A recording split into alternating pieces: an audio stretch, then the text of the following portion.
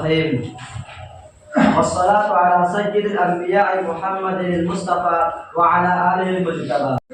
بسم الله الرحمن الرحيم والصلاة على سيد الأنبياء محمد المصطفى وعلى آله المجتبى.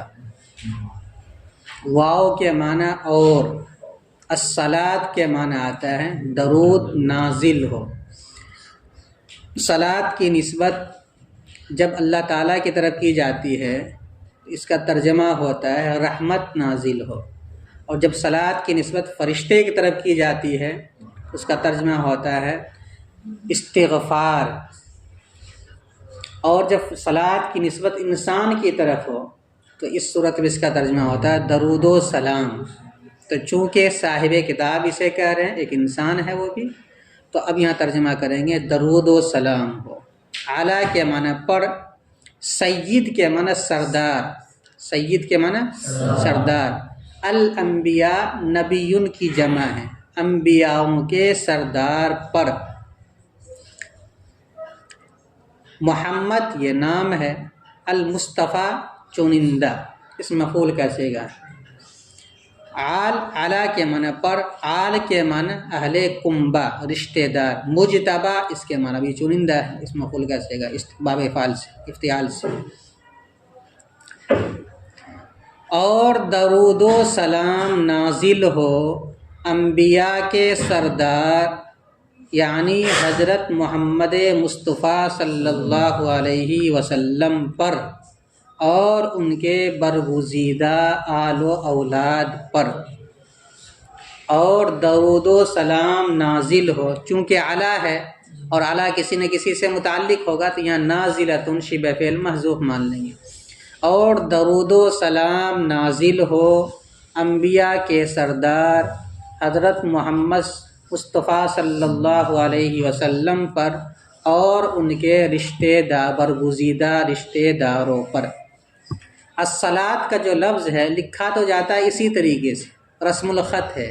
اس کے علاوہ اور بھی کئی الفاظ ہیں جن کو واو کے ساتھ تو لکھا جاتا ہے لیکن پڑھا نہیں جاتا، جیسے زکوٰۃ ہے، جیسے صلاۃ ہے، جیسے ربا ہے، جیسے مشکات ہے. تو یہ سب الفاظ جو ہے واو کے ساتھ لکھا جاتا ہے لیکن پڑھا جاتا ہے الف کے ساتھ. اب اس موجودہ زمانے میں اس کا رسم الخط بدل گیا. اب مشکات لکھیں گے میم شین کاف الف بر کاف اس کے بعد بولتا. اسی طرح صلاۃ لکھیں گے تو صاد لام الف اس کے بعد بولتا صلاۃ. لیکن پرانا رسم الخط یہی ہے کہ واو کے ساتھ لکھا جاتا ہے لیکن پڑھا نہیں جاتا. اس طرح کے 5 الفاظ ہیں. ایک تو صلاۃ ہے، دوسرا زکوٰۃ ہے، تیسرا مشکات ہے، چوتھا ربا ہے، اور پانچواں ایک اور لفظ ہے. تو یہ لفظ واو کے ساتھ لکھا جاتا ہے لیکن پڑھا جاتا ہے الف کے ساتھ. کچھ الفاظ ہیں جس کو واو کے ساتھ لکھا جاتا ہے لیکن پڑھا جاتا ہے الف کے ساتھ. اس میں سے ایک صلاۃ ہے، مشکات ہے، ربا ہے، زکوٰۃ ہے. اس کے بعد دوسرا لفظ ہے سید. سید اصل میں سیود ہے، سیود فاعل کے وزن.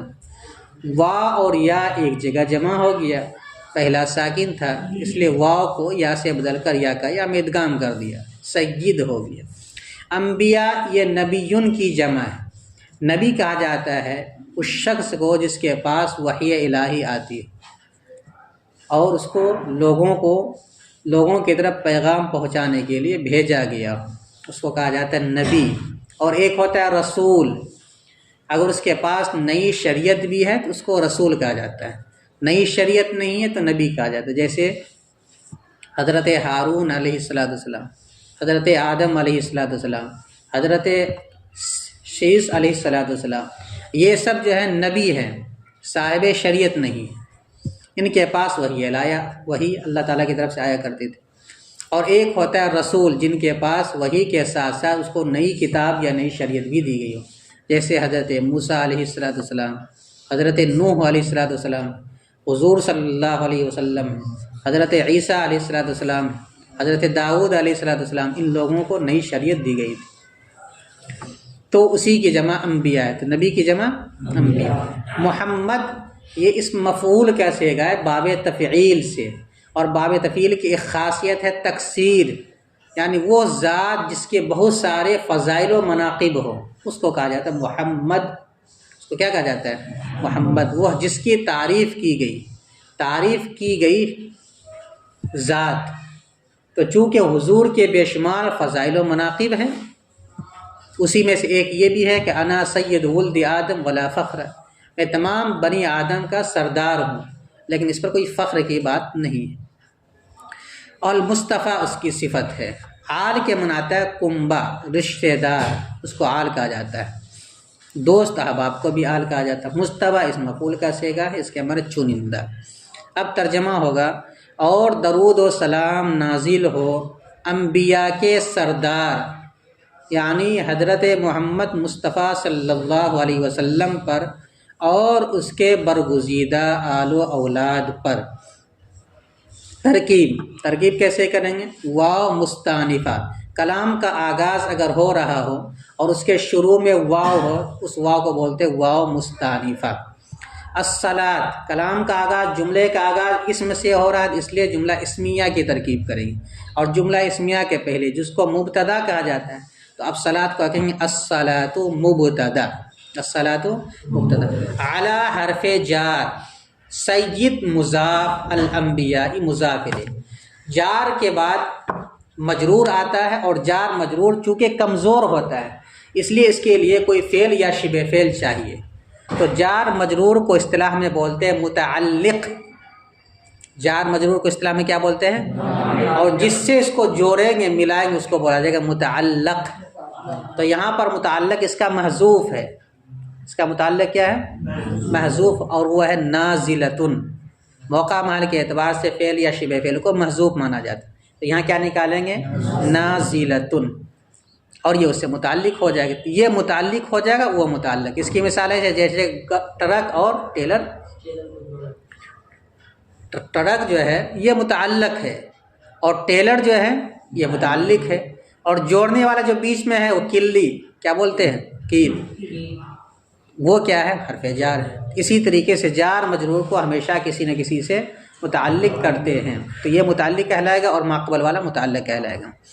سید الانبیاء، کل قاعدہ بتلایا تھا کہ جب دو اسم ایک ساتھ جمع ہو جائے، اس میں سے پہلا غیر معرب باللام ہو اور دوسرا معرب باللام ہو، تو مضاف مضاف الیہ کی ترکیب کرتے ہیں۔ تو اعلی حرف جار سید مضاف، الانبیاء مضاف الیہ، مضاف مضاف الیہ سے مل کر اس کو بنا دیں گے مبدل منہ۔ جب القاب کے بعد علم آ جائے تو ترکیب مبدل منہ اور بدل کی کرتے ہیں۔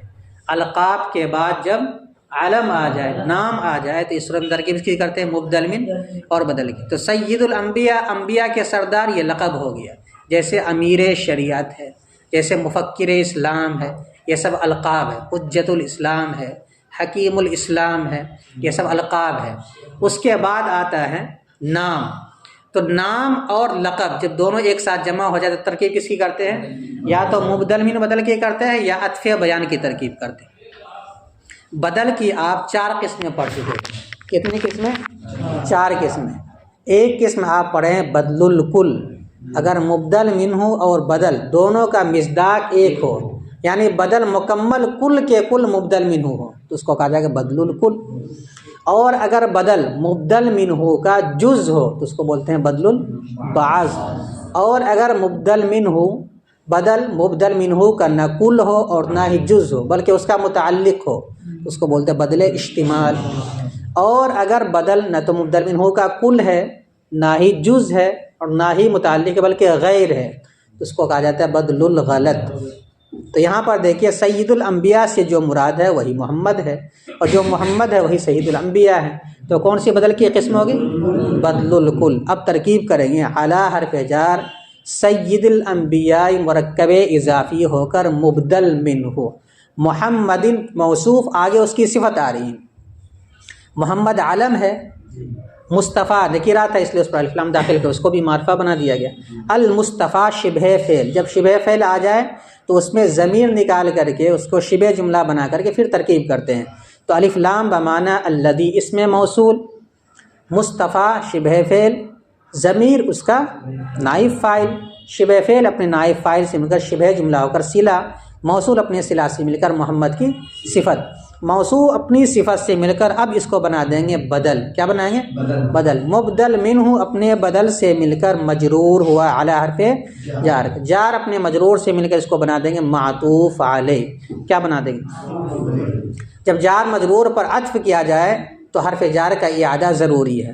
آلہ المجتبیٰ کا عطف اسی کے اوپر ہے، سید الانبیاء کے اوپر، اس لیے جار کو دوبارہ حرف اعلیٰ کو لائے، تو اعلیٰ حرف جار آلہ مرکب اضافی ہو کر موصوف، المجتبیٰ کی اسی طرح ترکیب بنی، الف لام بمعنی الذی، اس میں مجتبیٰ اس میں مفعول، ضمیر اس کا نائب فاعل، اس میں مفعول اپنے نائب فاعل سے مل کر شبہ جملہ ہوگا الذی اس موصول کا صلہ، موصول اپنے صلہ سے مل کر صفت ہوئی، موصول اپنی صفت سے مل کر مجرور، جار اپنے مجرور سے مل کر اب اس کو بنا دیں گے معطوف، معطوف علیہ اپنے معطوف سے مل کر متعلق ہوا نازلۃ شبہ فعل محذوف کا، نازلۃ شبہ فعل محذوف اپنے متعلق اور فاعل سے مل کر شبہ جملہ ہوگا الصلاۃ مبتدا کی خبر، مبتدا اپنی خبر سے مل کر جملہ اسمیہ خبریہ ہوا۔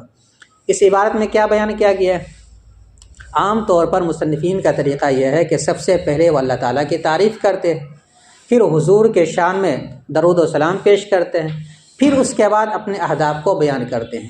تو سب سے پہلے اللہ تعالیٰ کی تعریف کی گئی الحمدللہ علی نعمائہ سے، اب یہاں سے الصلاۃ علی سید الانبیاء سے لے کے وعلی آلہ المجتبیٰ تک حضور کے لیے درود و سلام پیش کیا گیا۔ اب اس کے بعد اس کتاب کے لکھنے کا مقصد کیا ہے؟ اس کو کل اعلم ان العوامل سے اس کو بیان کیا جائے گا کہ اس کے یہ کتاب کے لکھنے کا مقصد کیا ہے اور یہ کتاب میں کیا بیان کیا گیا۔ مصنفین جو 5 چیز کو بیان کرتے ہیں، سب سے پہلے اللہ تعالیٰ کی تعریف، پھر درود و سلام، پھر اس کے بعد اپنا تعارف، اور چوتھی چیز جو چیز وہ لکھ رہا ہے اس کے لکھنے کی وجہ کیا ہے، کیوں لکھا جا رہا ہے اور کیا لکھا ہے، یہ 5 چیزیں بیان کی جاتی۔ تو آج کے سبق میں حضور کے شان میں درود و سلام کو پیش کیا گیا۔ ترجمہ پھر سے دیکھو، اور درود و سلام نازل ہو انبیاء کے سردار، یعنی مبدل منہ اور بدل جب آ جائے تو اس کے بیچ میں یعنی کا ترجمہ کرتے ہیں اردو میں، اور موصوف صفت آ جائے تو اردو میں اس کا ترجمہ جو سے کرتے ہیں۔ اور درود و سلام نازل ہو انبیاء کے سردار یعنی حضرت محمد صلی اللہ علیہ وسلم جو کہ چنندہ ہیں، جو کہ چنندہ، یا محمد مصطفیٰ صلی اللہ علیہ وسلم پر اور ان کے ان رشتہ داروں پر جو برگزیدہ ہیں، اور ان کے برگزیدہ رشتہ داروں پر، ٹھیک ہے۔